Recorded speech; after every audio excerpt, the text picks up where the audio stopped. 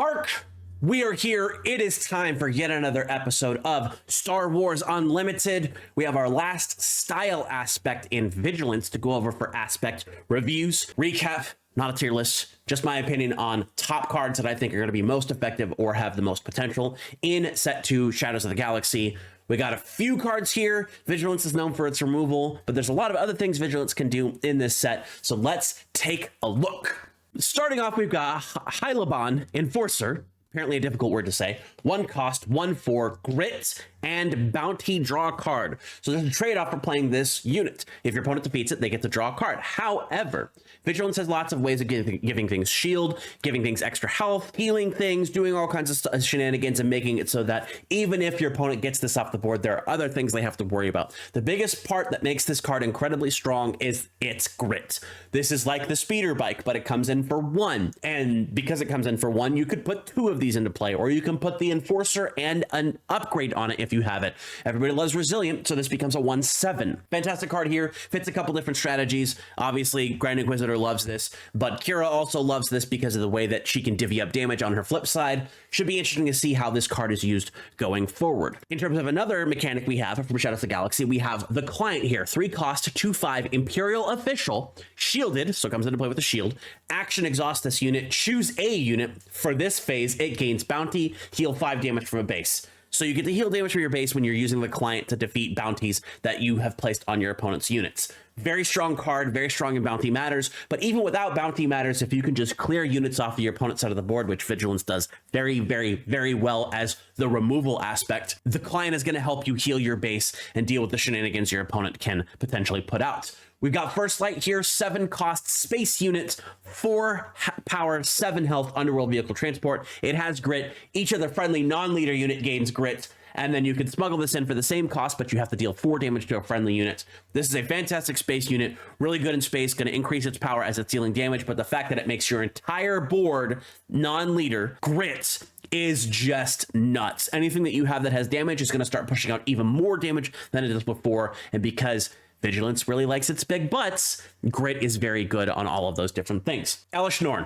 I don't have to say anything else. Snoke is Snoke. Concord Dawn Interceptors, 3 cost space unit, 1/4 Sentinel. Not too much to write home about, right? A 1/4 in space? Meh. Except this unit gets +2/+0 while defending. So in defending, this is a 3/4, which is very hard to get over both as its health stat, since there's not a lot of things that have 4 damage in space at its cost, or if it does, it's being cleared out itself. And on top of that, the lower health pools that you have with those same units means that this Concord Dawn Interceptor can not only survive attacks, on defense, it can also clear your opponent's units, and there are a bunch of different things that can mesh with the Concord Dawn Interceptors. Shield tokens, experience tokens, other upgrades that go on to Mandalorians, or things that just give you extra power and extra health on your units. Concord Dawn Interceptors is going to be one of the stickiest space units you have to deal with coming into Set 2. And a Space Sentinel that does this, that's gonna be tough. Everybody loves their system patrol craft, Concord Dawn Interceptors. Gentle Giant, 6 cost, 2/8 with grit. On attack, you may heal damage from another unit equal to the damage on this unit. So you can deal damage to your opponent's stuff, your opponent's base, while also healing things on your stuff based upon how much damage the Gentle Giant has on it. Lots of interesting strategies. This is probably going to be the mainstay of Wookiees specifically, but even without running Wookiees, because it's a 2/8 with grit, it can end up being a monster to deal with and also protect your units from being cleared off if they don't get cleared off in one shot, which is fantastic for a common. Top target, one of the better upgrades that we have for the bounty strategy, a 1 cost attach bounty, heal 4 damage from a unit or base. If this unit is unique, heal 6 damage instead.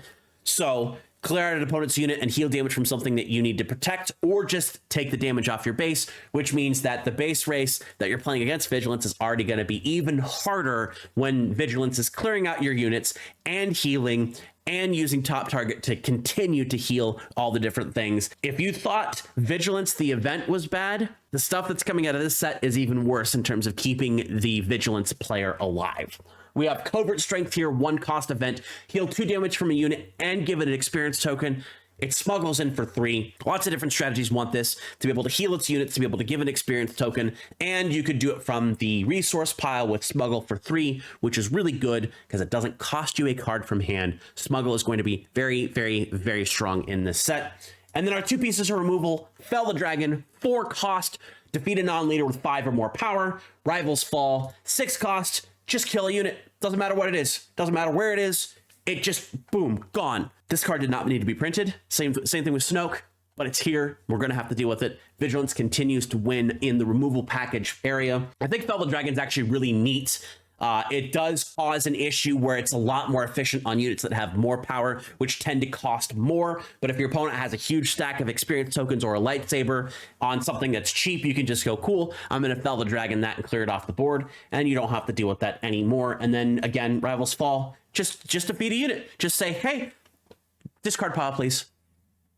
So there you have it. Vigilance stays winning. Its removal package, its healing, all the different things it can do, now packed in with Grit from First Light, or extra defensive units like Concord Dot Interceptors and Gentle Giant to be able to just do whatever it wants, whenever it wants, however it wants. And that's what Vigilance is going to be. So thank you very much for joining me, everybody. Remember to like and comment on this video, subscribe to this Star Wars Unlimited channel. Let me know in the comments below what you think about the Vigilance cards in the set, what your favorite Vigilance card is, and what Vigilance leader you are excited to play in set 2, Shadow to the Galaxy, Star Wars Unlimited. And with that, I am done. We'll see you in the next video. With that, I will see you in the stars.